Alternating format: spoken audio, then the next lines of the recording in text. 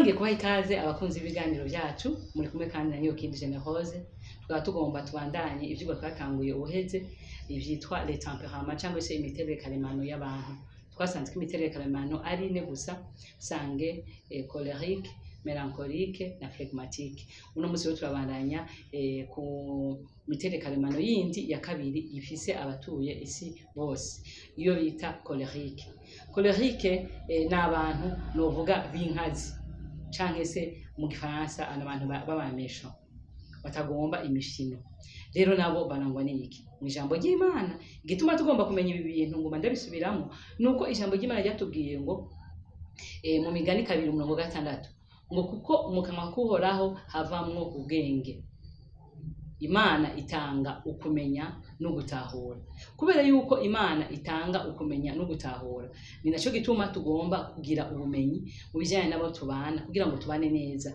Hari igihe kenshi usanga umwinuba cyangwa se umufiance wawe ntumutahura ibyo gukorera cyangwa se umukoresha wawe, ariko nuko utaramenya imiterere karemano yiwe. Numenya tempérament yiwe bizokorohera kubana nawe. Uno musi tuganire kuba colérique. Mbega abakolérique bobo barangwa n'iki?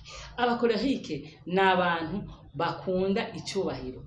Kucyubahiro icyo byo musaba byose, naho bari umuntu gupfa, naho ari ibintu gutanga ubutunzi bwe bwose, bakunda icyubahiro icyo basaba cyose. Icya kabiri, bagira ubushake bwinshi. Iyo biyemeje bagira icyo bita force de la volonté. Iyo biyemeje ikintu bagishikako icyo basaba, icyo byo basaba cyose. Ikindi kandi bazi gufata ingingo. Iyo afashe ingingo ntayiva ko niyo hoza se niyo hoza nyine niyo hoza iki. Iyo bafashe ingingo ntibagira gute, ntibava ku ijambo, icyo biyemeje ntibakivako. Ikindi kandi n'abantu bakunda gutsinda mu maseminere, mu manza. Iyo aburanye niyo usanga baragurishije itongo, akagurisha ahantu hose, aburana akantu kangana gutya ngo yo bangaye ngo nibishoboka. Bakunda kuburana ku buryo akantu gato akaburana hagira ubanza runini, abagahamagara umusozi wose kubera akantu gato abantu bapfuye n'ikintu. Abantu bakunda kuburana cyane. Ikindi kandi n'abantu bakunda gutegeka. Akunda hari hose muri societe ategeke, haba ku ishure ategeke, haba mu ibarabara ategeke, haba muri bus ategeke. N'abantu bakunda ubutegetsi. Ikindi kandi ntibazi kunyegeza ishavu. Nabo nyene naba extraverti, nabo nyene bazogira gute, ntibazi kunyegeza ishavu.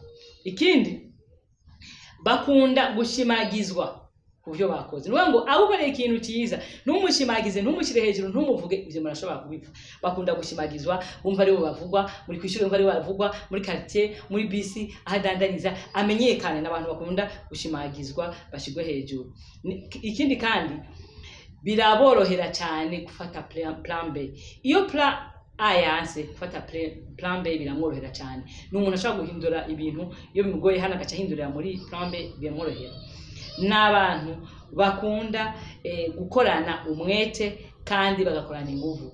Ikindi kibaranga n'abantu bakunda kugendera kuri gahunda. Umuteshije gahunda murabifa. Umuteshije gahunda ashaka kugutaka gusiga gusanga yagiye, ibyo umuntu mwavuganye bise akabisesa. Niko bameze. Nubwo bafite byiza bitari bike, ariko bafite n'ibibi byinshi, abo bita abakolérique. Bameze gute rero?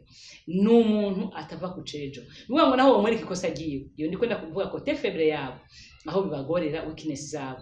N'umuntu atava ku ijambo, yamaze gufata decision biyimukurako. Iyo niko te faible yabo, n'abantu batoroshe kuva ku ciyumviro, kuva ku mugambi yafashe. Ikindi nibagira igishika.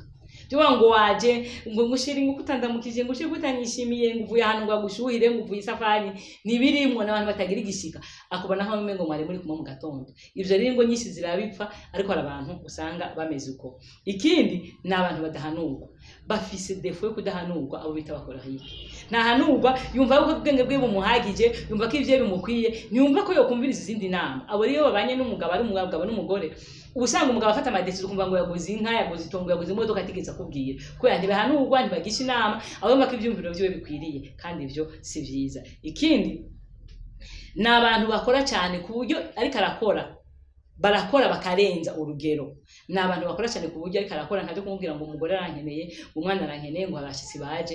Arakora ku buryo bibagira no kurya, ku buryo bibagira no kuryama, nuko bameze. Ikindi ni indyarya. Abakolérique bagira ubujyaja bwinshi, bagira ubujyaja bwinshi ku buryo aguhema akagira iki, nubwo berekana ishavu, ariko ashobora kuba yo bana nawe, akaba yo byamana nawe ku mugore bari bukwice, akaba yo gutwengera yo gwisumu. abo rero nabo kuraba cyane ko bagira ubujyaya bwinshi.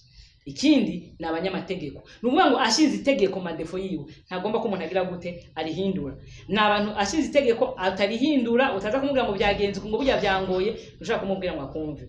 Ikindi nabantu babanyagitugu nibatanga umwidegenjo, ntibatanga umwidegenjo mubanye nawe ari umugore ari umugabo ntagomba ngo nawe agumwisanzuro ngo utange icyumviro cyawe ngo je bimeze gutyo. Oya, nabanyagitugu atanga umwidegenjo agomba kuvuga ngo ntuzigere uvanga ha muri ruru. Nivyo nyene nawe uzo mama yagwaye byagenze uko abana ngiye kuraba inshuti mubanye, ivyo ntibirimo n'abanyamategeko. Ikindi ni ntashima n'abayenga abakorerike n'abantu badashima ngo mugurire impuzu ngo muzanire imodoka ngo mugirire iki muha cadeau d'anniversaire muhe ibiki, ivyo muha vyose ni ntashima.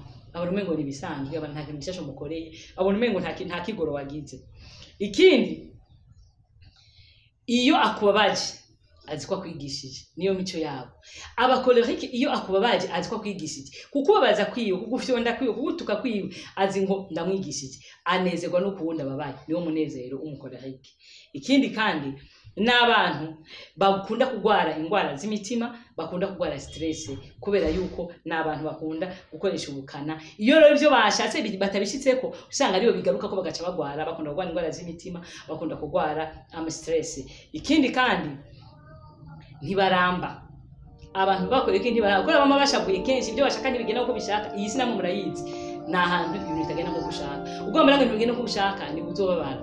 Aba rero bashobora kubana nande ari umuhungu mbega abantu ko gwagute, ari umukobwa babana n'umuhungu wagute.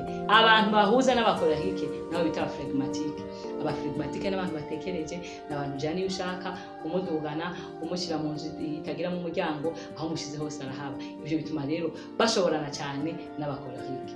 Cholerike na cholerike nibaje babana. Twarasomye twariganye ubuheze yuko umusange n'umusange babana, nuko babirukankana ugasanga ko umwe ariko n'uwundi n'ikimamiro ni akaramutera amabuye umugoro baba bahuje. Ariko biratandukanye cholerike na cholerike. Cholerike na cholerike kubera ari abantu bose b'abanyamanyama ntibabana. Kumwana bwa ngo nshiza habona nani simva kuri ijambo. Abo rero birabagora kubana, ushobora gusanga kenshi batagize gute badahuja. Kereke iyo Kristo yinjiye mu bugingo bwabo akabahingura, noneho umwe wese akemera kurekurira uwundi, umwe wese akemera gushira imbere mu ufashe ibyo gutahura abo tubana, abo dukorana, abo tugendana, kuko hari uko miterere yabo imeze inyuranye n'inyi wawe. Mutahure, mukunde, mwemere ko ari kose. Imana ibidushoboze mu izina rya Yesu.